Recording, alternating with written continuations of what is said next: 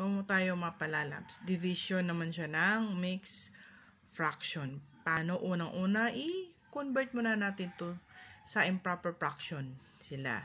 Paano? Ito, 2 times 3 times natin. 6 plus 2. 6 plus 2, 8. Kopyahin natin ang denominator. Next, ito. 4 times 1. 4 plus 3, 7. Pinatin mo na. 7, kopyahin natin ang denominator ng 4. Diba?